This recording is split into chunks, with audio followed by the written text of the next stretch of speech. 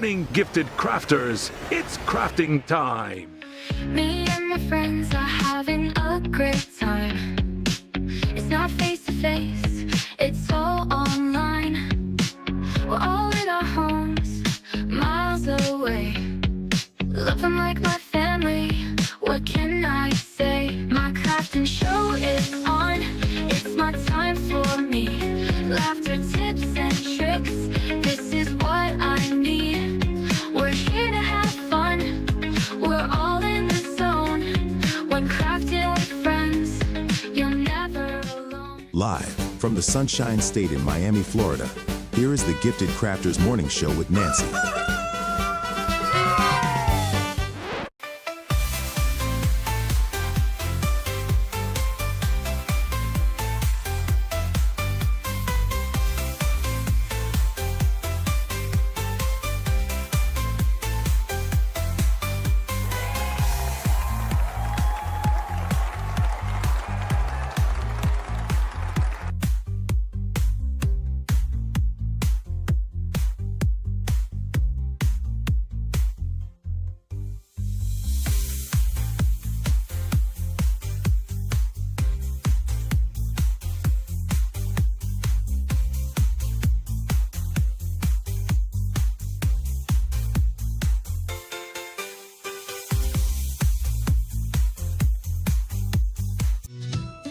Good time. Ooh, time to get our craft on. Ooh, time to have fun. Ooh, time to feel good.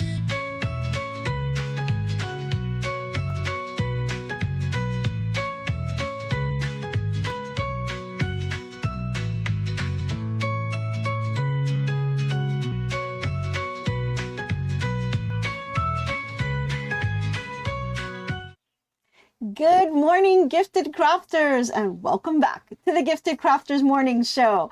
Good morning out there. We've got people who tune in from all over the place, so let's see who we have joining us today. I see Faker McFake. Good morning to you. She's from Louisiana.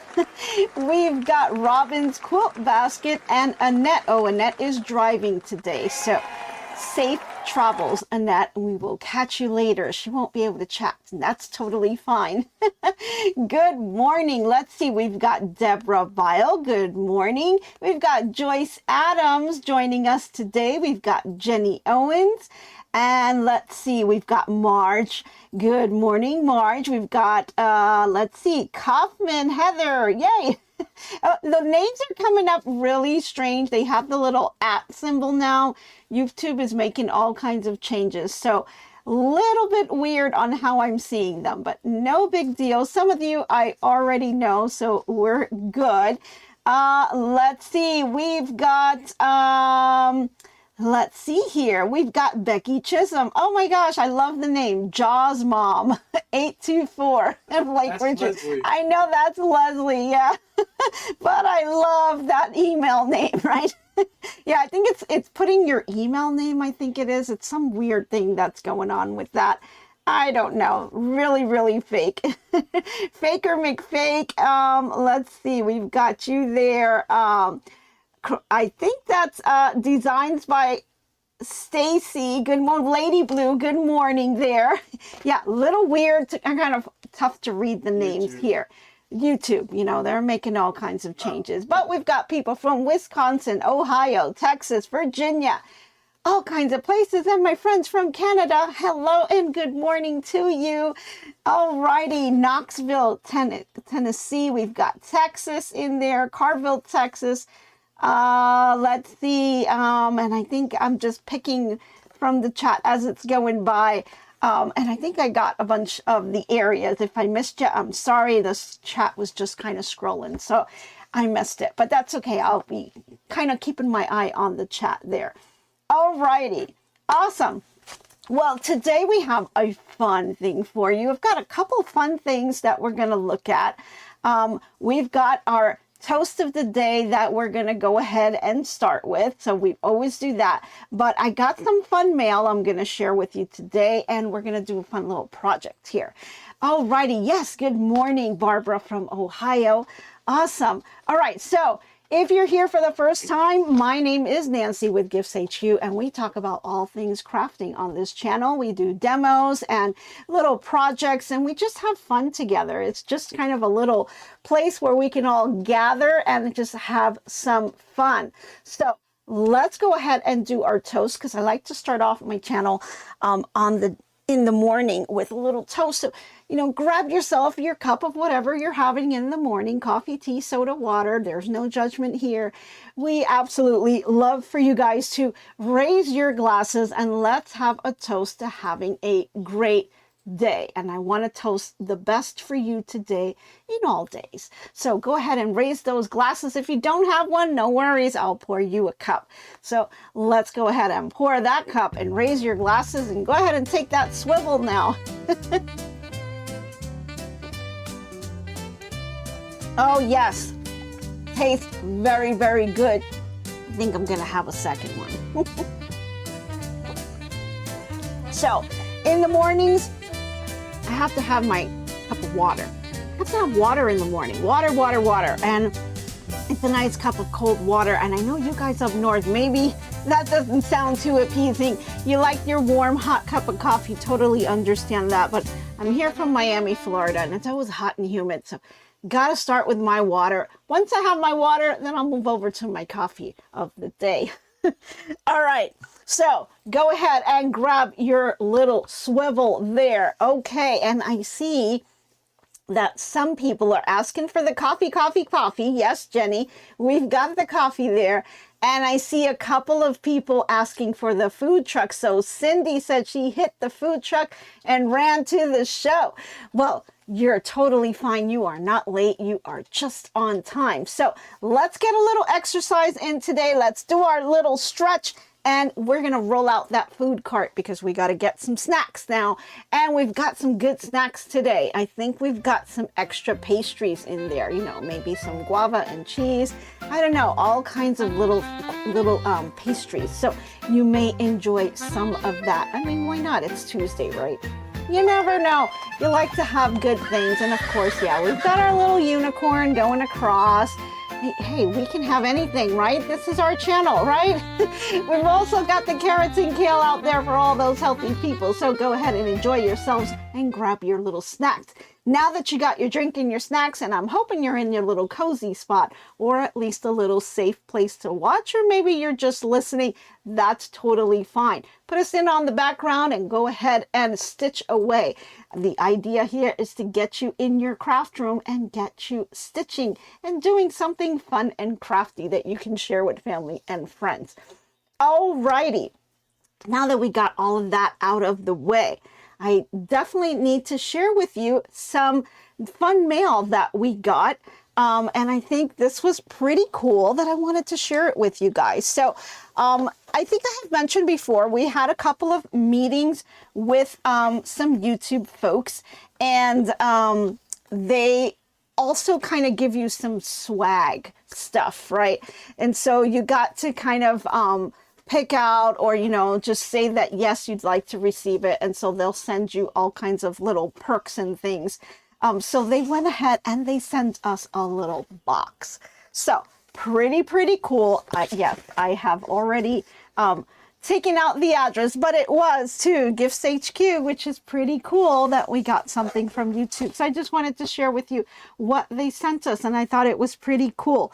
Now, I had to kind of look up, like, what is this thing called even, because we were not sure exactly what they would call this, but I thought it was pretty neat to see this. Now, before we get to the box, let's go ahead and go over to our crafting news, because we've got one story that I just want to share with you. It's going to be a quick one.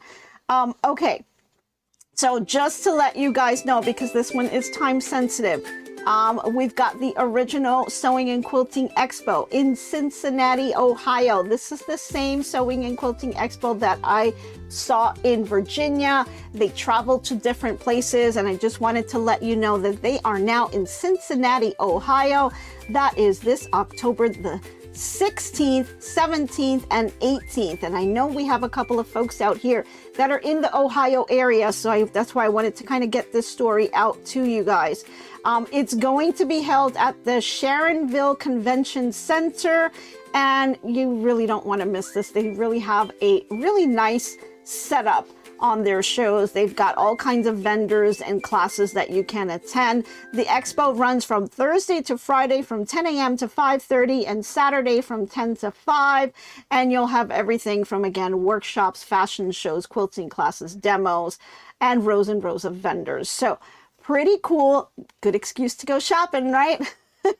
It's all about learning and connecting with people, and I think this is a great place to start off. So if you're kind of new to crafting, whether it be sewing or quilting or knitting, try to look out for those expos, because it's a great opportunity to meet with other crafters, and definitely you can kind of connect with others out there. Now, I know, I think it was Barbara on our chat, and I think I see you somewhere in there. I forgot where it was. I saw you in the chat, and I know you're from Ohio, so you may be able to attend the event, or others who are in the Ohio area. So it's just a great way to connect with other crafters, have some fun, get inspiration, and really kind of learn new skills and see what's going on out there. So if any of you guys get to go to these events, please, please, please put some pictures out there, because we like to see and keep on top of the trends and see what's going on out there. So really want to kind of do that. Now, admission for this, if you go online, it's $8. If you don't get your ticket ahead of time, it's $15 at the door. So save yourself a little money and try to get your tickets online.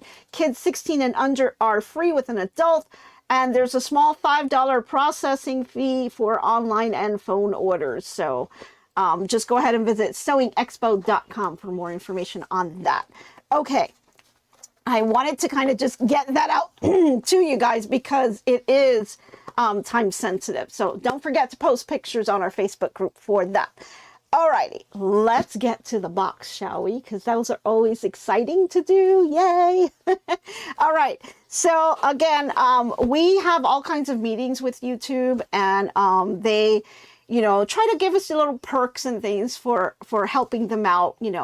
I like to kind of get in there, because I'd like to kind of help gear what YouTube wants to see what YouTube is doing, what changes they're making, and how things are going to be shifting. And I want to be able to make sure that our content kind of gets out to those crafters, and make sure that, as a crafter, you have a little voice in all the changes that YouTube is making. So, they kind of tell us, what's coming, what's changing, and we kind of give them feedback as to what we feel like our viewers are asking for and wanting. So it's kind of a nice way to kind of collaborate between the two, the content creators and the platform.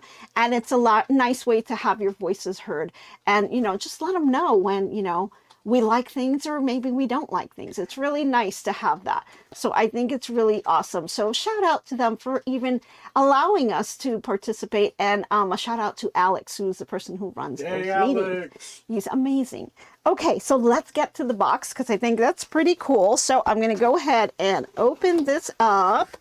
And first thing you see is YouTube. Yay! Nice little box here. And I'm going to have to turn it here, see if I can get the box out. There we go. Very nice presentation. I really love that. I think that's pretty cool. And so on here, let's go ahead and open our box. And so we've got Partner Perks. And so Partner Perks is the little program, and they've got a little card. And it says, lights, camera, action. You scored a limited edition YouTube clapper board. Not the kind of clapper you're thinking of. And it's made just for valued partners like you. This is a one-of-a-kind item, and a special thank you for all your hard work and creativity. We'd love to see your new clapboard on your next video. So show us the magic, bloopers, and everything in between. So that's pretty cool. I think it was really neat to get that. And let's take a look. And so this is a clapper board, and we've got a little thingy here. So I thought that was pretty cool, huh? So let's see if we can take this out. It's on this little foam thingy.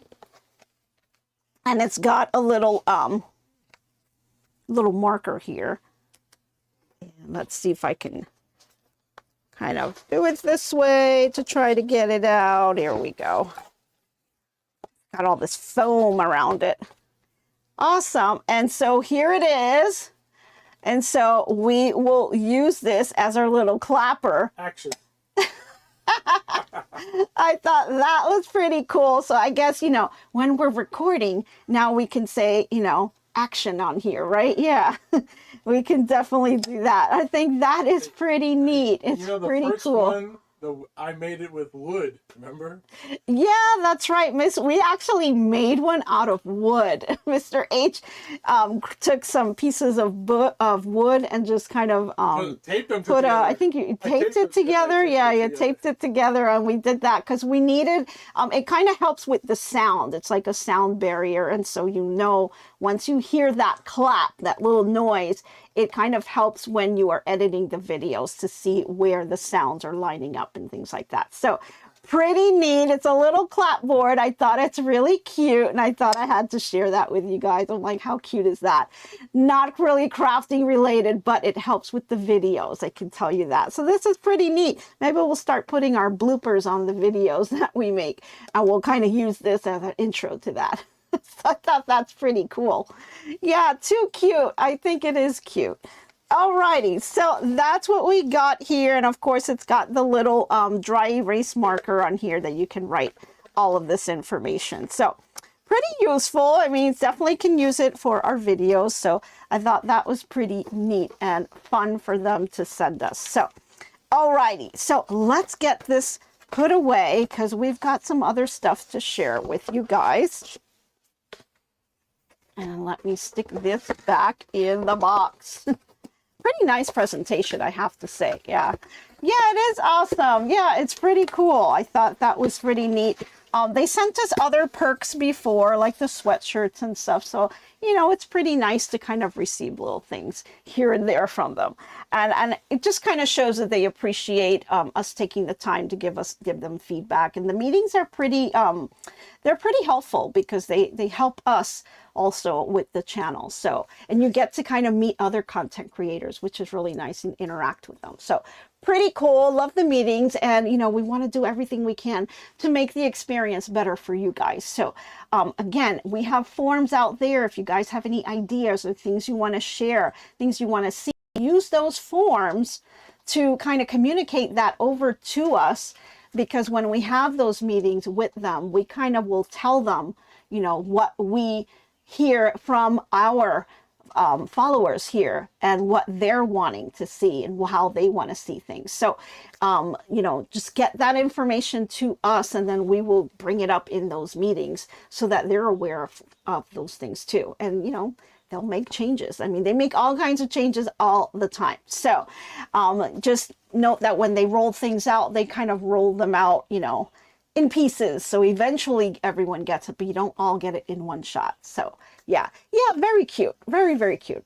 Okay, so what are we doing today? So yesterday we talked about basting, and we were looking at different products.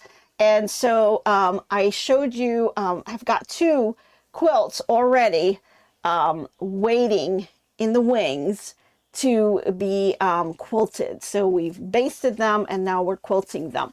But you got to decide how you want to quilt it, right? So you can use your standard sewing machines. You can just draw lines, or you can free motion right on your sewing machine, right? That's one way that you can do it. You can draw lines, make diagonals, cross hatching, that kind of thing, and then go ahead and do it that way. Or you can just free motion it and do stipples, or, you know, whatever it is that you want to do.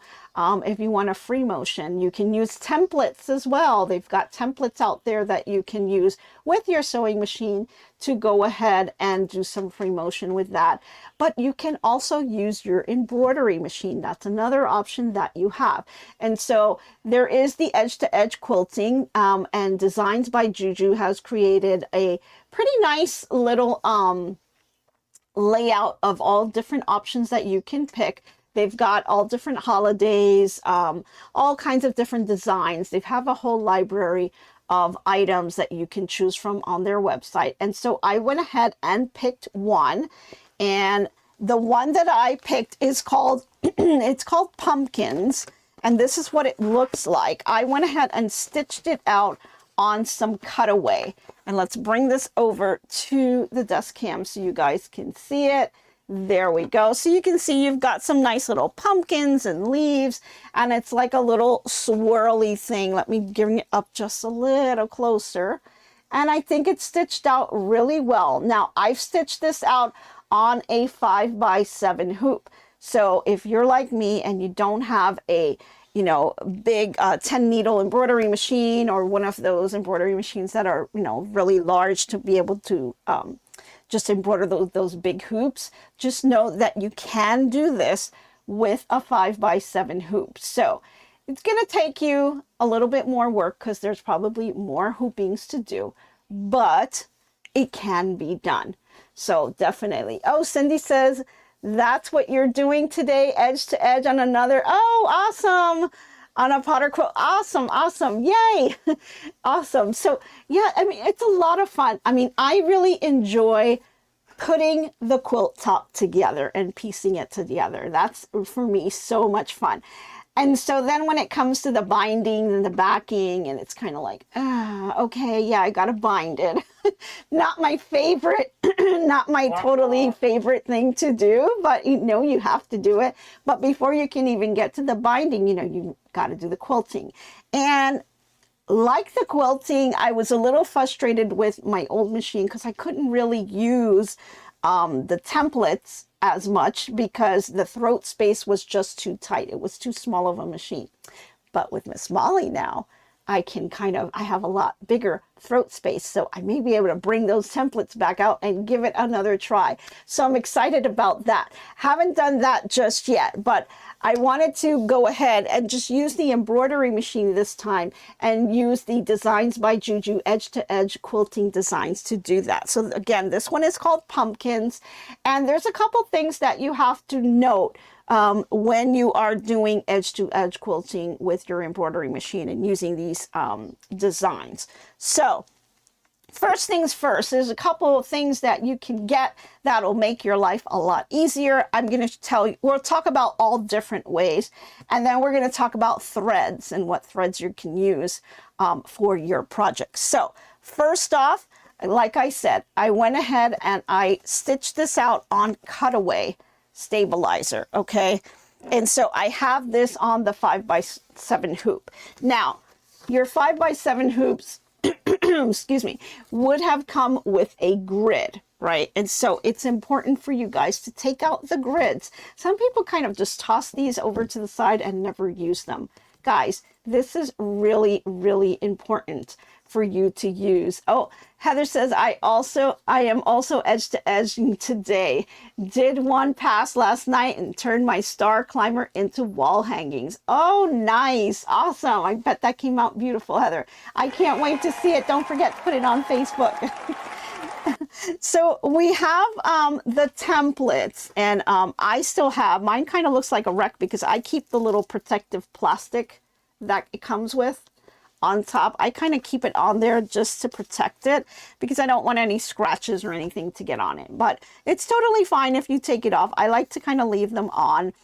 You can take them off and then put them back on, but it makes it a little difficult to put it exactly back with all the notches and everything. So I just kind of leave it. But what you do with these, you go ahead and you're going to put them on top of your hoop.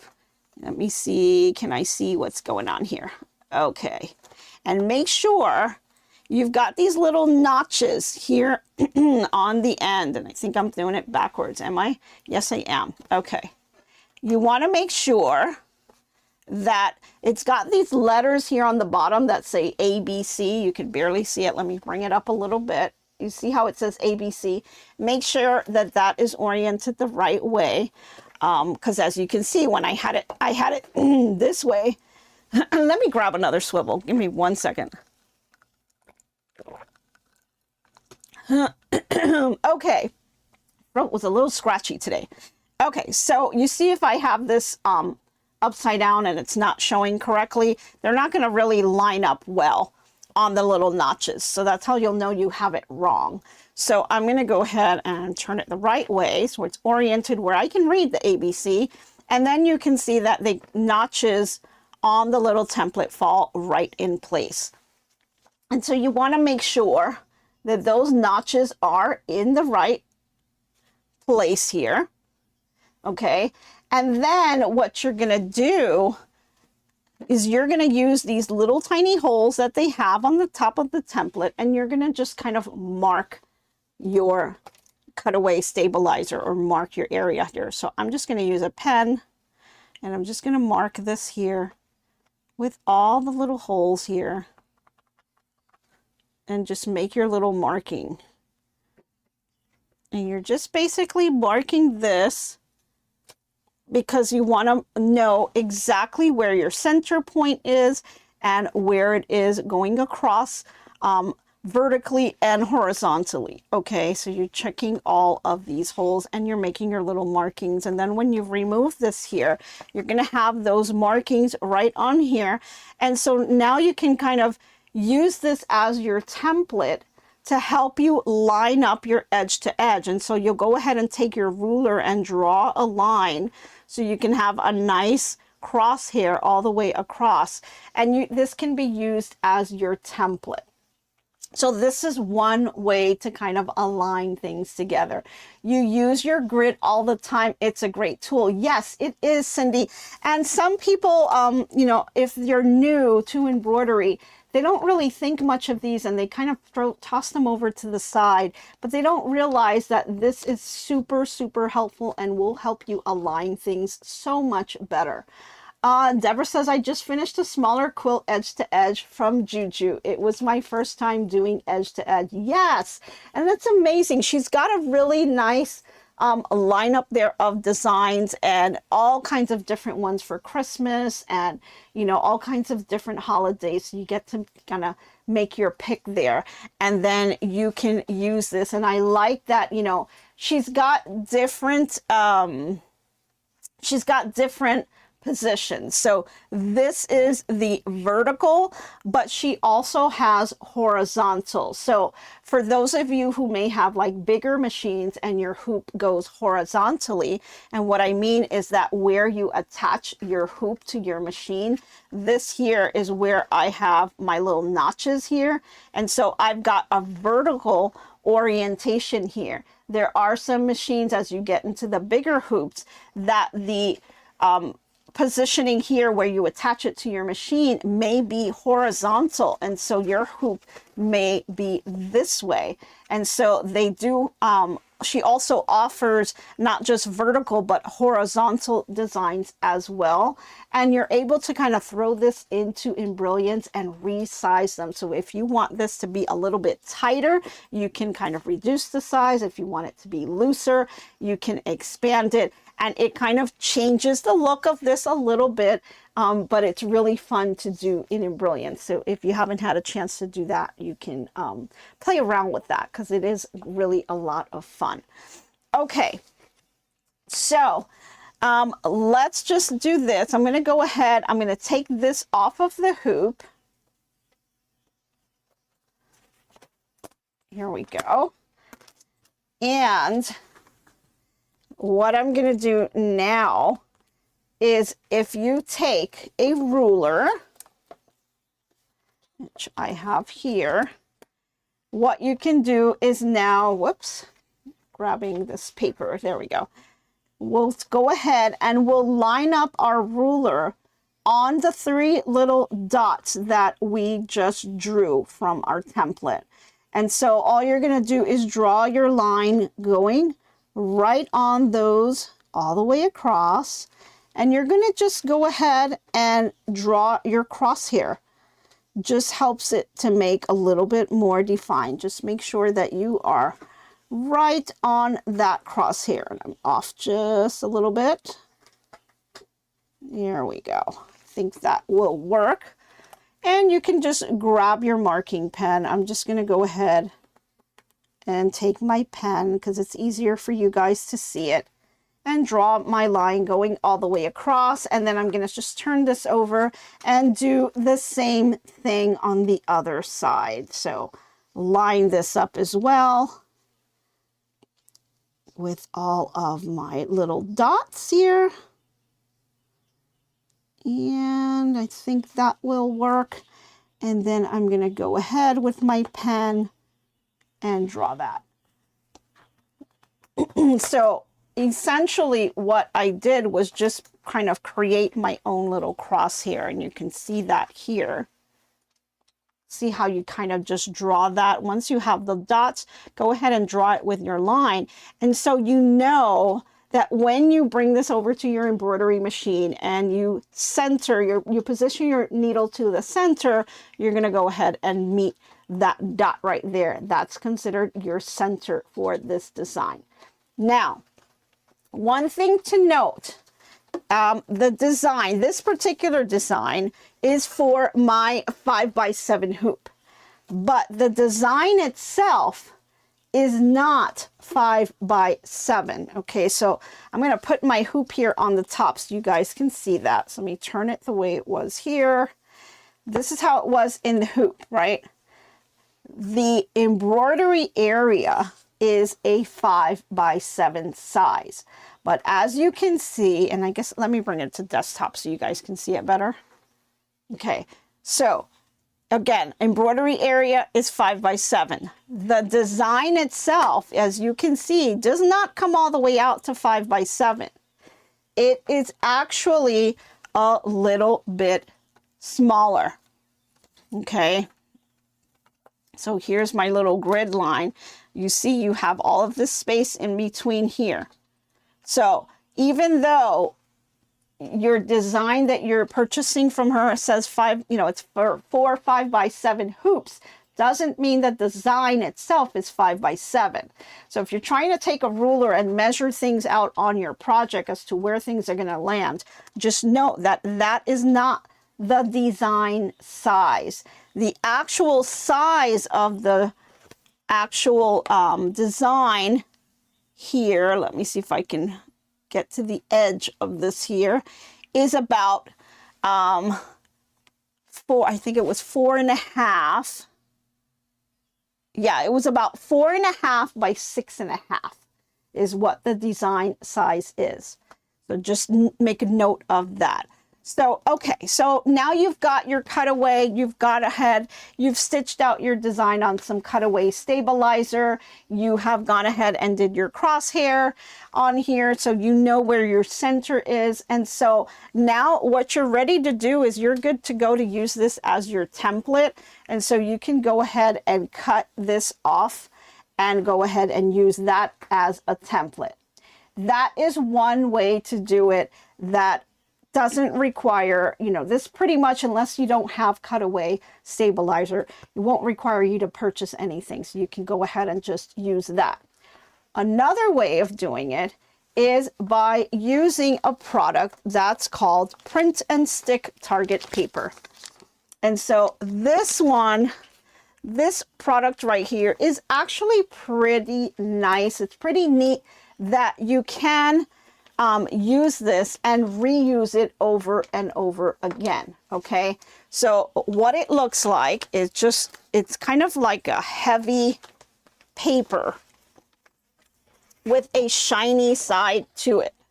Okay, so you've got this really shiny side. I guess you can see the glare on here, right? It's really shiny side, and then you have a matte side to it.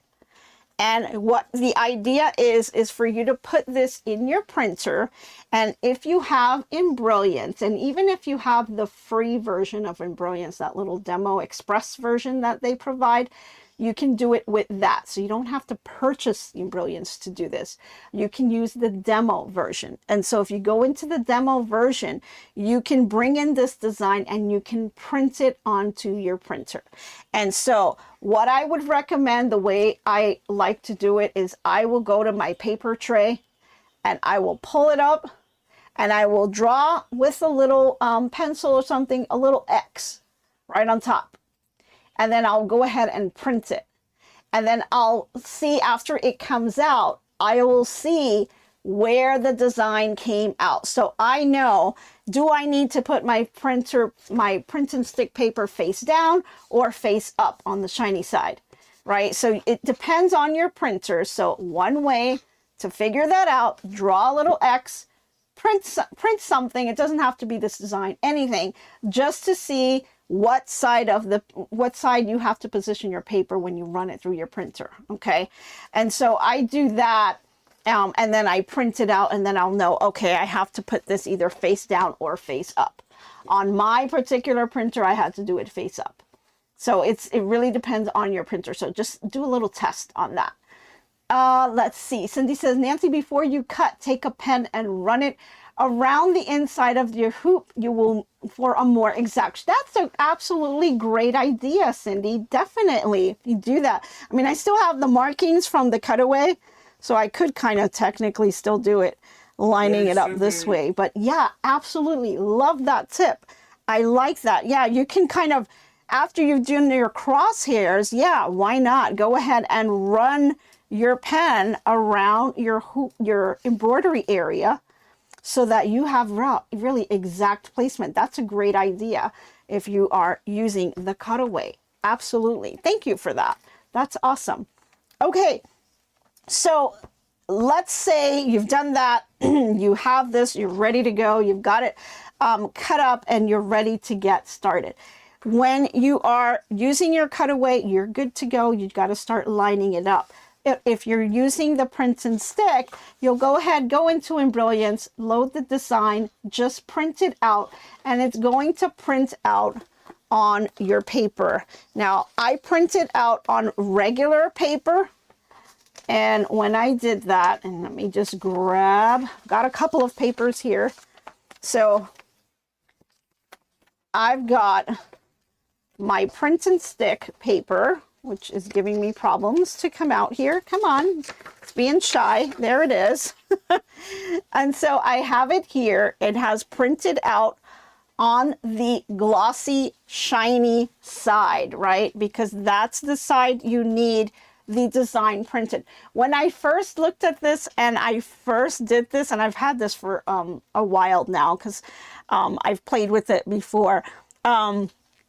My very first time doing it, I actually printed it on the matte side because that's what kind of made sense to me, right? Why would you want to print it on the shiny side? And then it kind of hit me, well, hello, this is what you're doing. The whole idea of doing this print and stick paper is that you can reposition this over and over and reuse this over and over again. Because when you print it on the shiny side, you see it's not going to smudge or anything like that. Then when you separate it here, that design is going to be on that sticky paper, right? And so what you can do is use that to position it onto your project, which is pretty cool. But before I actually printed it on this, I went ahead and did my test, did my little X on the paper, and then I printed it just out on regular paper here. And had some issues with my printer, as you can see on the side, but no biggie. So once I have this, then you can go ahead and you can cut it. Now you'll notice it's going to print 2 pages. So this, like we were saying earlier, remember your embroidery area on your 5x7, you're using a 5x7 hoop, but the embroidery area of the design itself, we measured it to be 4.5 or 6.5. And that is what she's telling you here on page 2 of the actual printout of the design. She does tell you 4.5 by 6.5. That's the actual size of your design. So it's a little, can be a little confusing if you're not too familiar with her designs, but yeah, that's a nice way of kind of letting you know, hey, this design is actually just this size, and it tells you the amount of stitches. It's just one color, you know, and it's got some extra information for you here, which is kind of nice. I love the way she always pays attention to a lot of detail on there. Okay. So we've got our print and stick target paper, and we went ahead and we printed this out on here. And so what you will also want to do is kind of cut it down to size. So as you can see here on the regular paper, I went ahead and I cut it down And that's something that we'll need to do on this print and stick target paper. And then once you cut this down to size, then you're going to have your starting and your ending points here. So as the design goes in to your machine and starts to stitch out, if you have Embroiance, I would recommend just going in and do the stitch simulator. See the design stitching out, see where it starts and see where it finishes. You have your starting and your ending points here. And so one thing that's really nice about this design, it doesn't go back. Like this is just one long run stitch, right? It's just going and it's doing the design all the way around and it does not stop. There's no backtracking on here.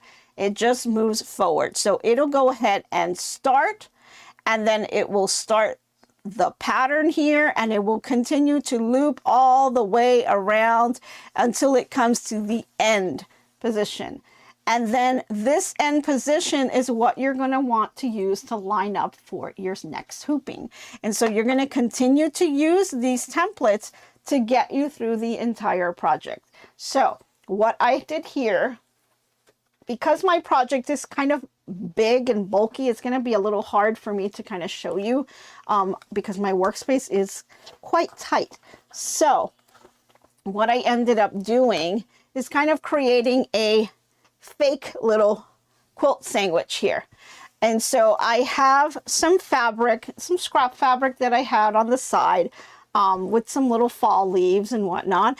And then I just put some batting to it.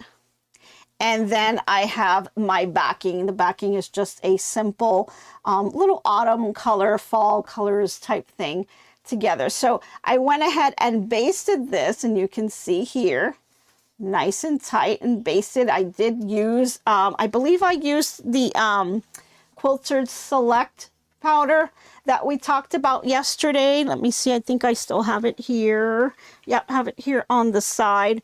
The Quilter Select Free Fuse, we use the powder for this to kind of fuse it together. We talked about that yesterday and all the different items, choices that you have for basting. So I went ahead and used this to baste it together. And so now that I've got this all basted, I'm ready to kind of start looking at my quilting because I've got it all sandwiched together. Now, I'm just using this as my demo, but I also want to look at this for my threads. So ideally, if you have extra fabric for the quilt that you are doing, it's really nice to kind of do a little sample first and kind of test out some threads and just kind of look to see the different options that you have when you are doing your edge-to-edge quilting. And so I decided I'm going to go ahead and use this fabric. It's semi-close to one of the ones that I'm working on. And I wanted to play around with different threads to see which ones would look the best. Now, there's all kinds of options that you have in terms of embroidery threads. You can do any color that you want, but there are some designs that you may want to kind of really consider doing other types of threads because maybe you don't want it to show on the front, but you do want it to show on the back. And so, you know, you've got, you know, depending on your actual project, you know, you may make different decisions on the types of threads that you're going to use. So one of the options is, of course, your embroidery thread. And one thing that you can do is you can pick a thread that is contrasting to the fabric that you have, or you can pick a thread that actually will kind of stand out, or you can pick something that will kind of blend in. And so this is kind of like a copper type of thread here. And as you can see, as I put it down on here, and you can barely see, let me see if I can move over just a tad. Let's move over here. This will be a little bit better. So here's my copper thread. And if I put this up against, you can see it, but barely. Like it's really going to blend in on the back here. And you're barely going to see the thread, but you'll see the design. So it really won't have too much of a impact and or contrast in the back. So if that's something that you're looking for, you want it to be very subtle and you don't want the thread color to be any different than your background, then just find something that complements the fabric that you choose in the back. But then you also have fabrics like this front, where you have all these contrasting colors. And so it makes it a little bit difficult to pick your thread, right? So again, if I use this same thread here, because you can use one thread on your bobbin as one, and then your top thread could be a totally different color, right? So you've got some options there that you can do. But if I went ahead and used the bobbin as well as the top thread as the same, I kind of just pull my thread and I pull it against the top here. And you can see here against the greens, I'll put it against the leaves here, and I'll look to see what the contrast will look like here. And it looks like it blends pretty well. So I would say that this would be a winner in terms of wanting to quilt with this thread. I think this would work out really nicely and would look great with these types of fabrics coordinating with this thread.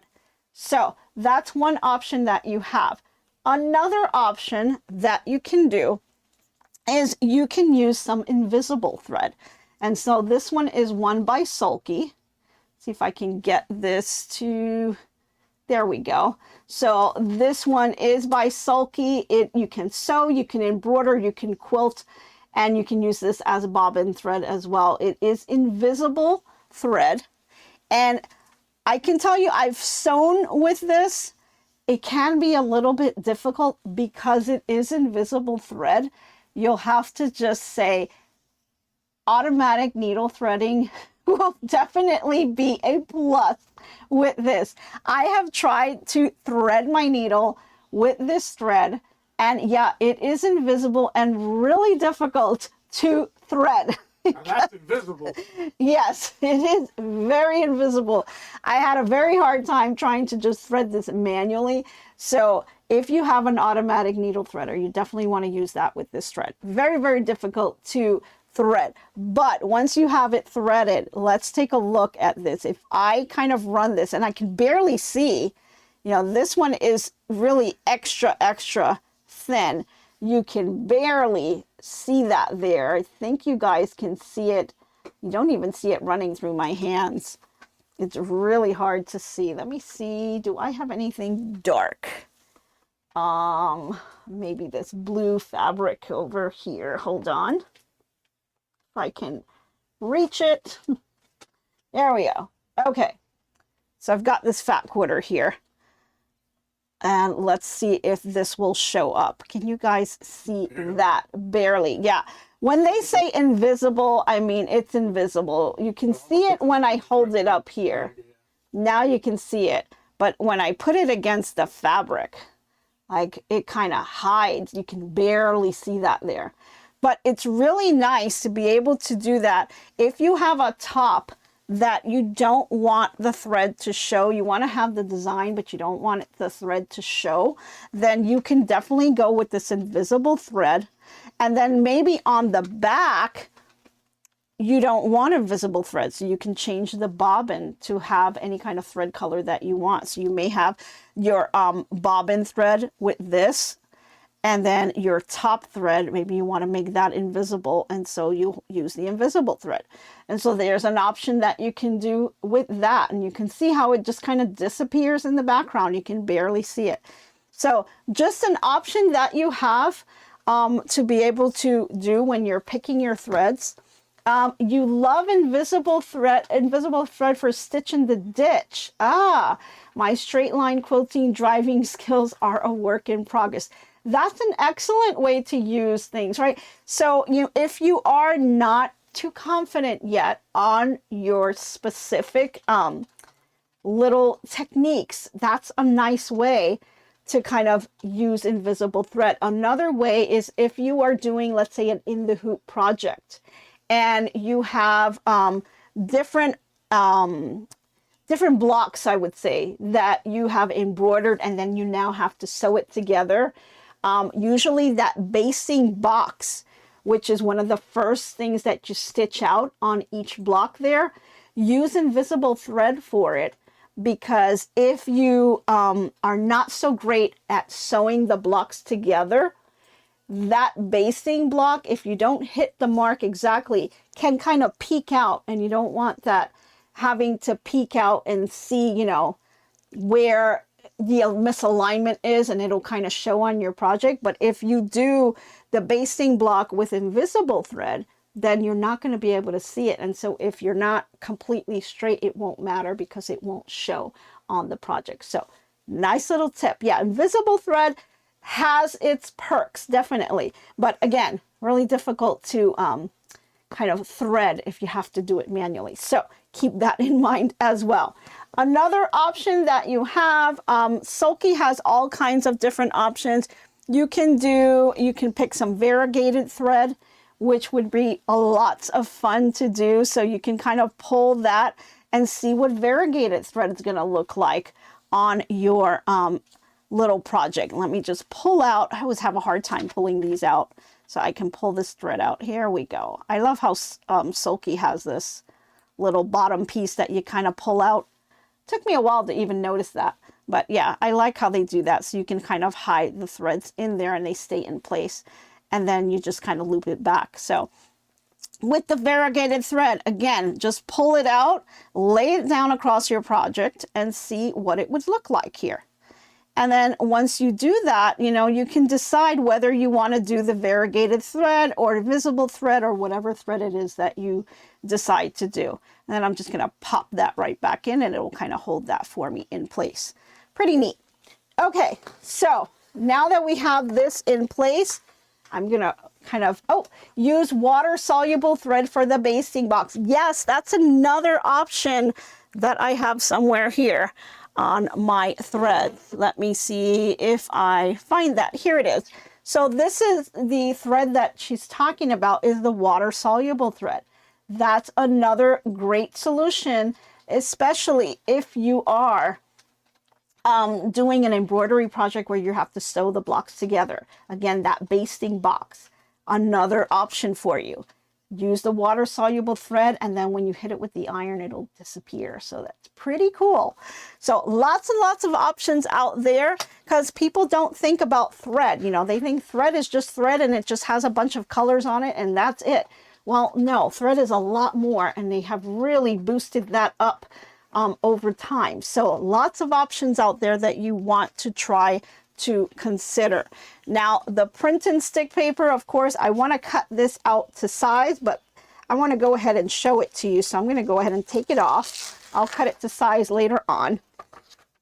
And I just want to show you that you can put this anywhere on your project. So for this particular project, I would start in the middle. I don't want to start on the edge. I want to go ahead and start in the middle here. And I can go ahead and stick this down. Of course, I'm going to cut this to size, so we won't have all of this. We will just have this little piece right here, right? So we're going to get rid of all of that in just a few. But to save us some time to show you guys, you can put this anywhere on the project, right? I want to start, if you want to start here in the center, you can do that. And then just kind of quilt outward. I think that's really nice to do, but if you have to start on the end here, you can do that as well. I like starting in the middle. I think it kind of helps. I will not start, let's say, on the edge here. I don't like the idea of starting on the edge, because if you misalign, like, you're going to continue to be misaligned all the way down. And I like, as I'm quilting, to be able to kind of just put this down and kind of continue the flow this way.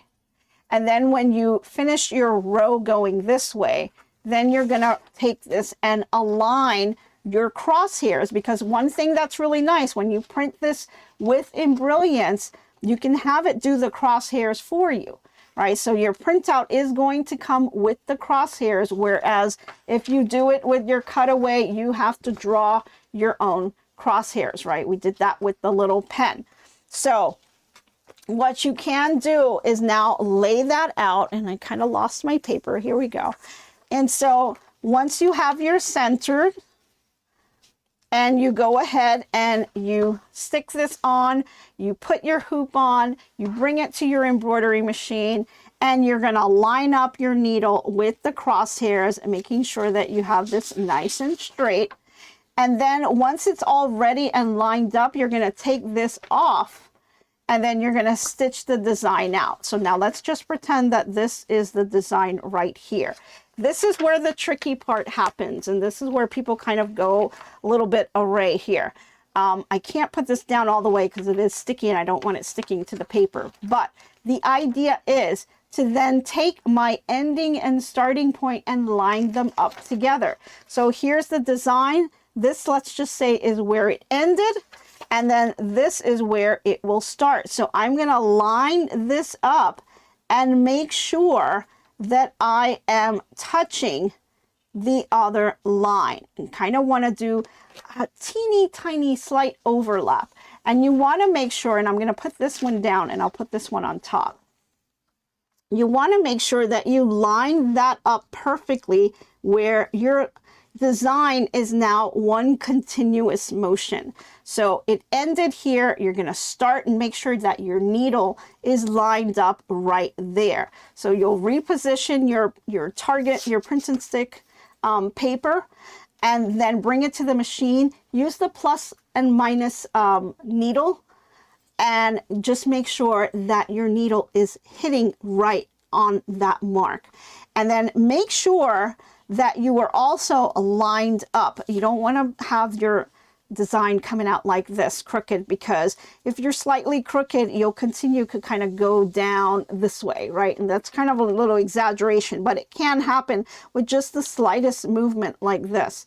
So make sure that this is nice and straight. So take your ruler, look at the crosshairs, use your crosshairs, and make sure that you are lined up horizontally and making sure that you are on your mark this way, and look at it vertically as well.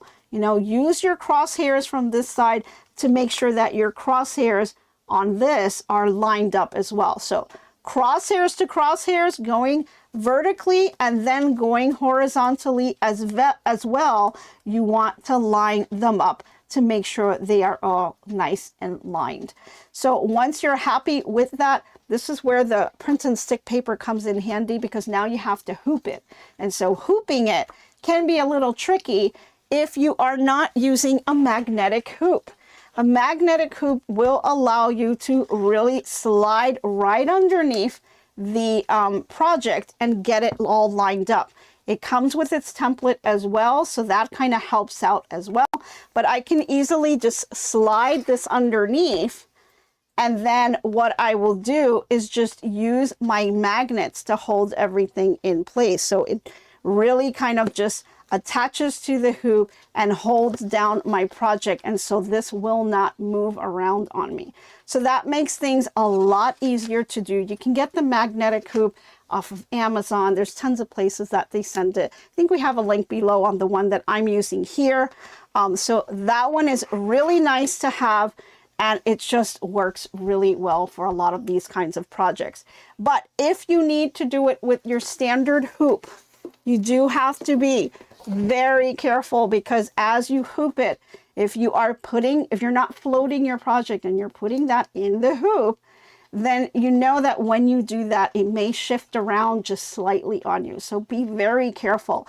It can be a little difficult putting it in a standard hoop. So I would really recommend using the magnetic hoop for this type of project when you're doing this quilting. It just makes things a whole lot easier.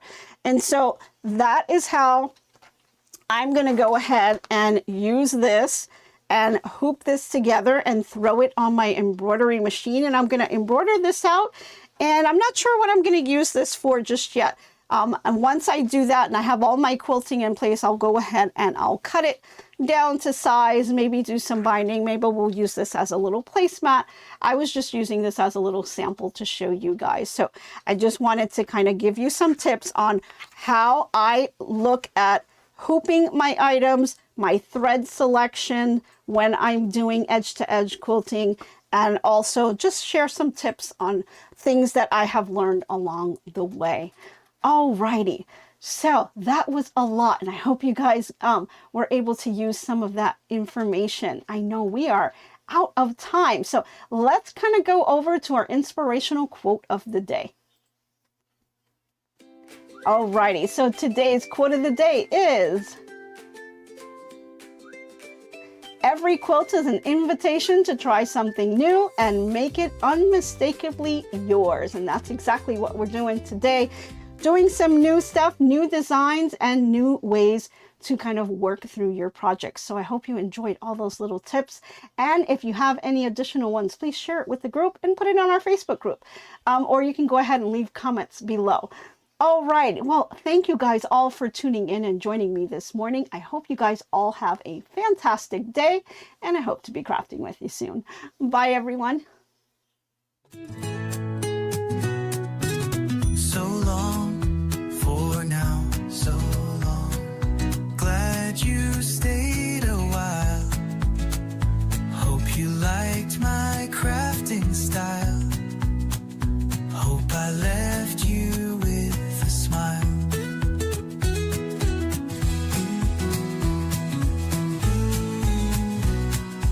By now, keep your mind and space clutter-free.